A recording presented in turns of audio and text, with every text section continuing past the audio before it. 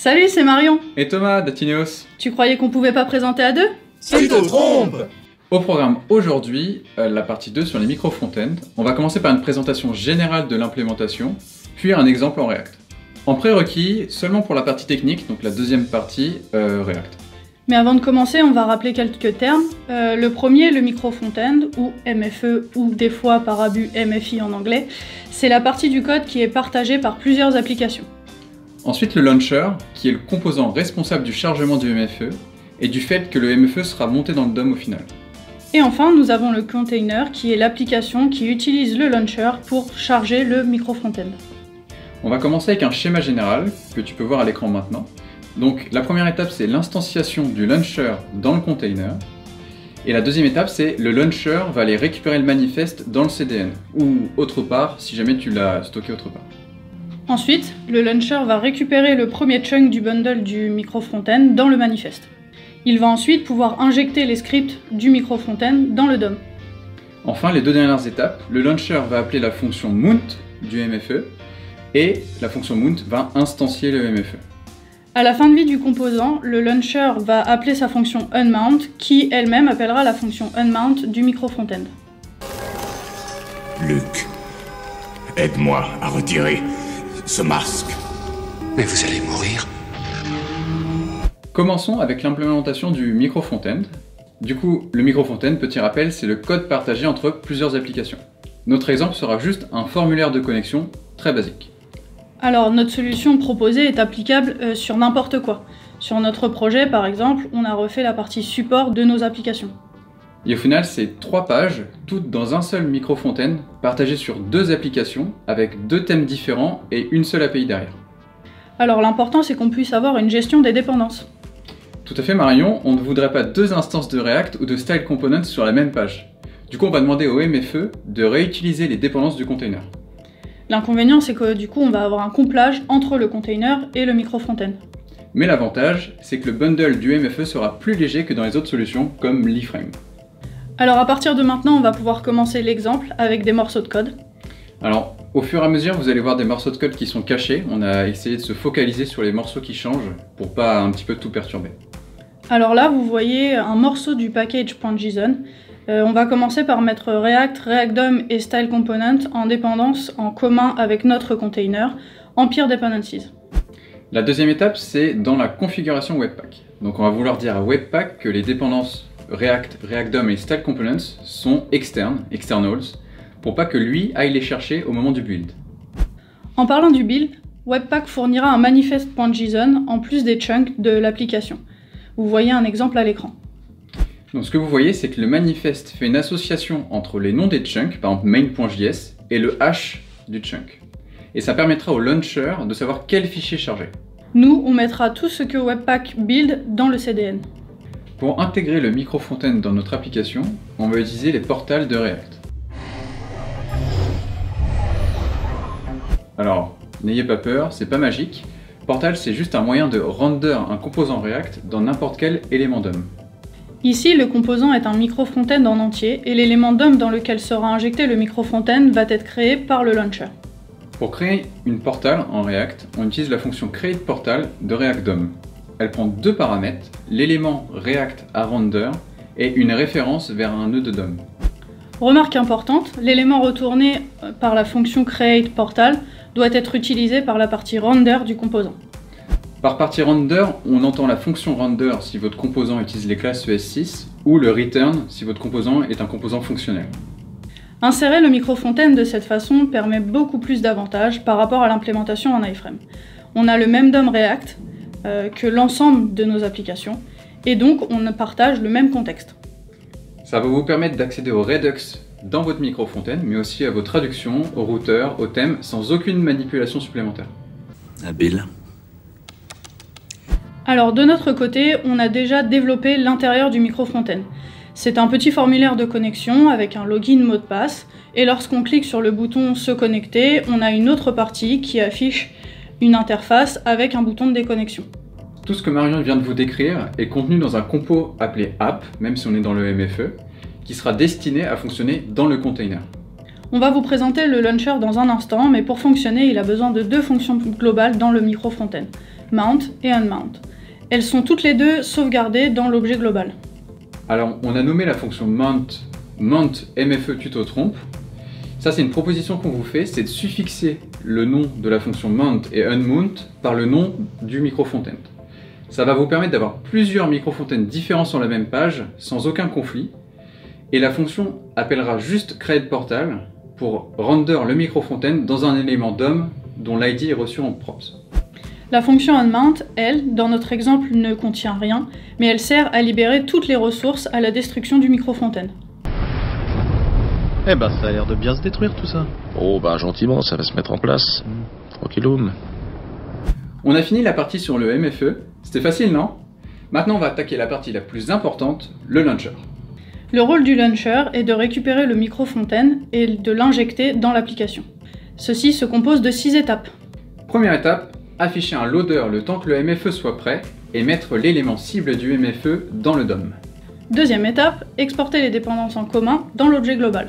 Troisième étape, récupérer le manifeste du MFE. Quatrième étape, injecter le premier chunk du microfontaine dans la balise script. Une fois la balise script chargée, on appelle la fonction mount du MFE et on lui passe sa configuration. Au unmount du launcher, on va appeler le unmount du microfontaine pour libérer les ressources. Alors, reprenons depuis la première étape. On vous a donc parlé du loader, il va s'afficher jusqu'à ce que le microfontaine soit prêt et que l'élément cible soit dans le DOM. Le launcher récupère plusieurs propriétés.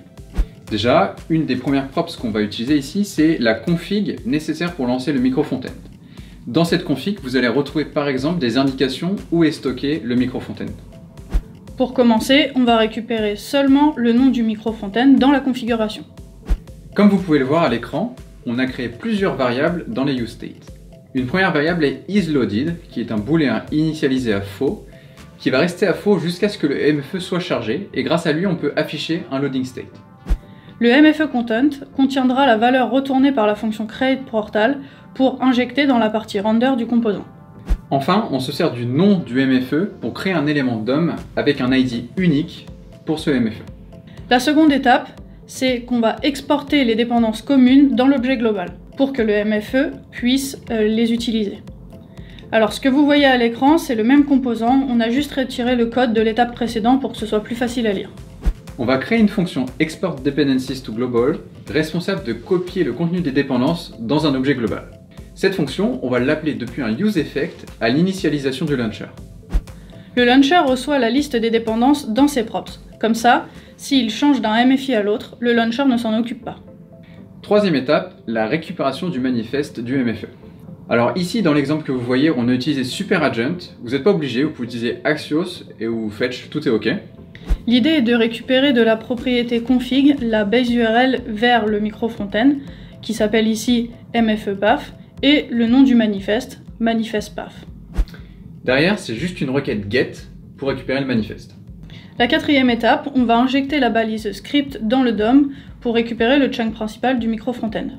Pour ça, on va créer une fonction importScript chargée de créer une balise script dans le DOM, de l'insérer dans le DOM, et d'enregistrer un callback sur la fonction onload. Donc le callback sera appelé lorsque le script aura fini de charger.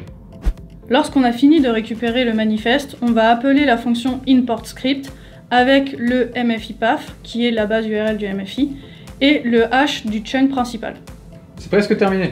Courage Marion. Cinquième et avant-dernière étape, appeler la fonction mount du MFE. Ici c'est simple Thomas, dès que le chunk principal a fini de charger, on appelle la fonction mount du MFE. Alors, n'oublie pas que celle-ci est suffixée par le nom du MFE et a besoin du launcher ID pour que le portal sache où se brancher dans le DOM. En plus de ça, la prop arg passée au MFI permet de lui envoyer tout ce qu'on veut. Une fois la fonction appelée, on peut retirer le loader. Étape bonus, appeler la fonction unmount du MFE. Alors c'est très simple, vous avez juste à appeler la fonction unmount dans le retour du useEffect. Du coup, on va remettre à l'écran rapidement le code entier du launcher. Il ne faut pas hésiter à mettre en pause ou à reprendre chaque partie parce que c'est un peu conséquent. Du coup, comme on vous l'a dit au début, le code du launcher, le compo launcher, est réutilisable pour n'importe quel nombre de containers et n'importe quel nombre de MFE. Le container est l'application dans laquelle on veut utiliser le MFE. Grâce au launcher, intégrer un microfontaine, c'est facile. En effet, on a juste à appeler le launcher avec la bonne configuration et les dépendances à injecter, et lui va s'occuper de tout. c'est lui. Alors dans notre exemple, le nom du micro-fontaine, c'est-à-dire le suffixe derrière mount et on-mount, c'est MFE tutotrompe. Et juste pour vous montrer, le micro-fontaine est servi ici avec un serveur local.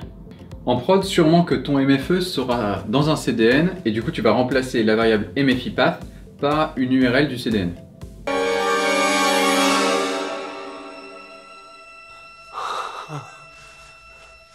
On va maintenant faire une démonstration rapide des résultats dans l'application.